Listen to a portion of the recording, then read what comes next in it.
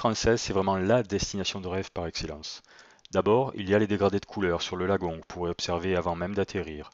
Puis la possibilité de nager avec quantité de poissons, de raies, de requins. Vous ajoutez à ça une cuisine locale vraiment savoureuse, la gentillesse des habitants et vous avez vraiment le cocktail des vacances parfaites.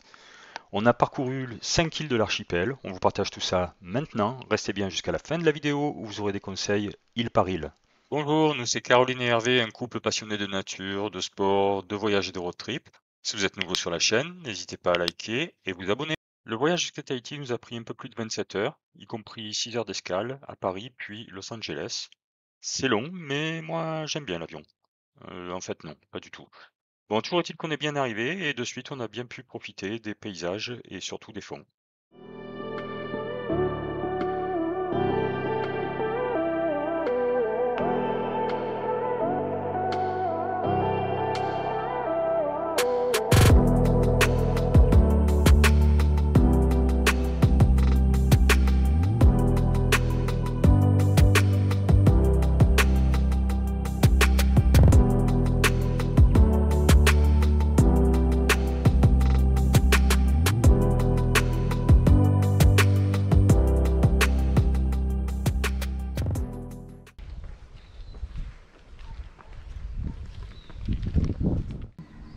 C'est beau, hein? Ouais, magnifique.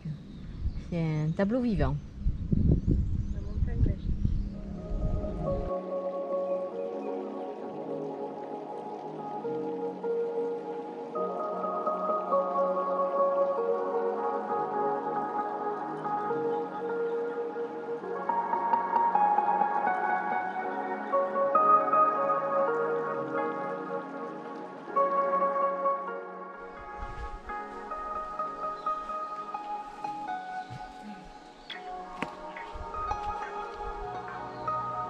Immense, hein? Ouais. Wow. Impressionnant, hein?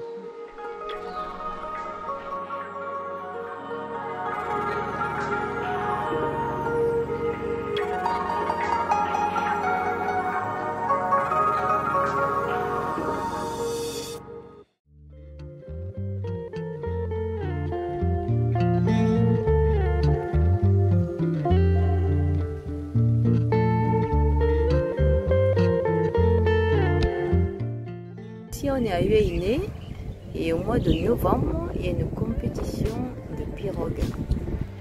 Alors ça va loin, je crois qu'ils vont jusqu'à Raiatea.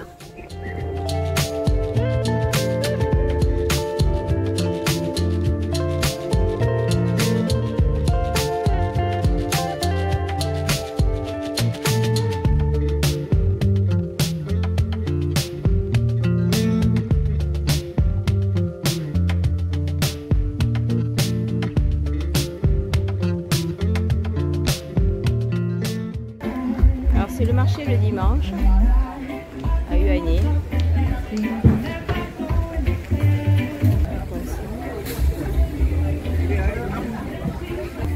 Alors ici on a même un super U.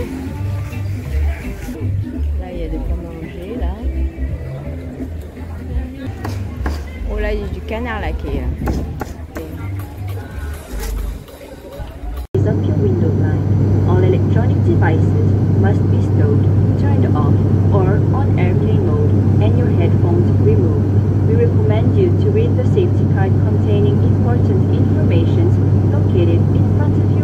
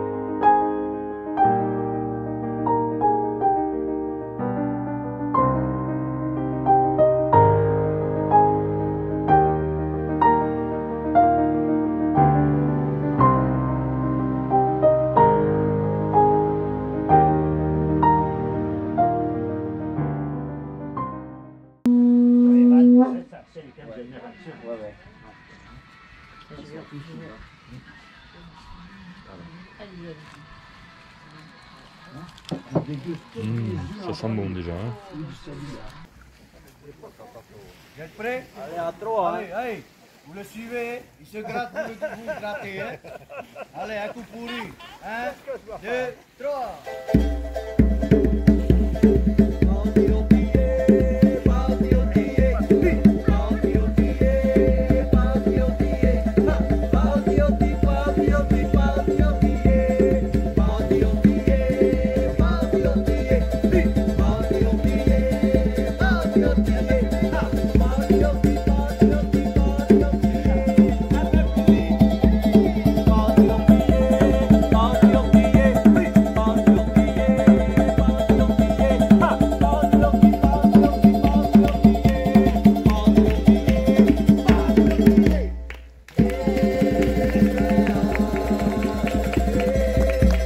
You dance. Yes. Okay, 1, 2, 3.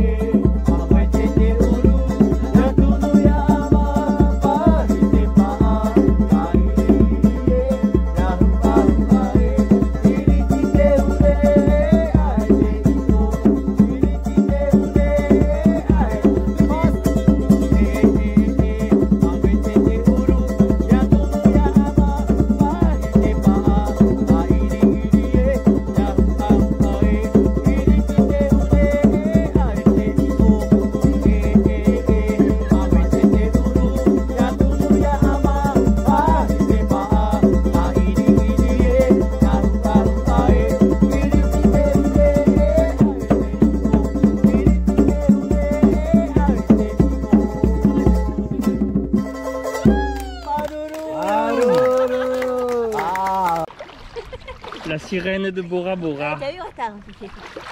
La sirène de Bora Bora. Ah, t'as bien mangé, hein? Ah ouais, j'ai bien mangé. Mais regarde, je coule pas dans l'eau. Ah, tu leur as tué le buffet. Hein?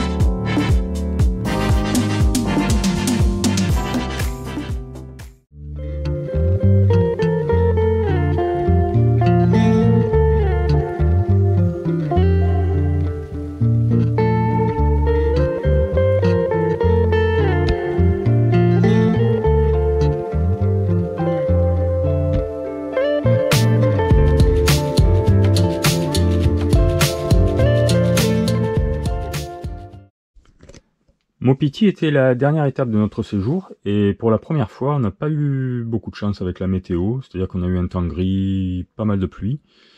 Donc on n'a pas pu par exemple faire la randonnée pour monter au sommet de l'île et profiter d'un beau panorama.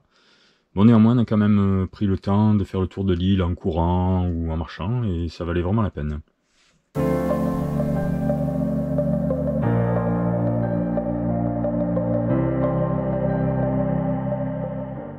Les 5 îles que l'on a parcourues ont bien sûr beaucoup de similitudes, que ce soit pour les paysages, des routes en très bon état, les plats à base de poissons, toujours excellents, que l'on déguste le soir aux roulottes au bord de l'eau. Mais elles ont aussi toutes des particularités à prendre en compte quand vous voudrez définir votre voyage en fonction du style de vacances que vous souhaitez. Donc si on reprend notre itinéraire, à Moorea, nous avons beaucoup apprécié les possibilités de randonnée, les excursions sur le lagon, tout ce qui est plongée masquée tuba, observer les raies, les requins, les baleines. En revanche, petit bémol au niveau des plages, il y a beaucoup d'hôtels, donc assez peu de plages publiques. À Huaïné, l'ambiance est complètement différente. L'île est plus petite, plus authentique, plus sauvage on pourrait dire. Et là par contre on a bien profité des plages et c'est l'endroit idéal je trouve pour se poser entre les visites. Bora Bora, bon la réputation n'est plus à faire donc c'est vraiment magnifique pour tout ce qui est activité sur le lagon. En revanche, là aussi, assez peu de plages publiques et beaucoup de bruit avec la circulation dès 5 h du matin. Donc à prendre en compte quand vous choisirez votre hébergement. Raiatea et Taha, donc des îles aussi un petit peu plus éloignées, assez sauvages, réputées pour les fermes perlières, donc assez intéressant de voir tout le travail que ça représente. Et par contre, pas de plage, donc pour se baigner, il faut aller sur les motus publics. Voilà, donc ça, faut le savoir. Alors ensuite, Mopiti. Alors Mopiti, vraiment spécial. Donc déjà, de fait de son isolement, puisqu'elle n'est pas desservie tous les jours par Air Tahiti, donc à prendre en compte au niveau de l'organisation de votre voyage.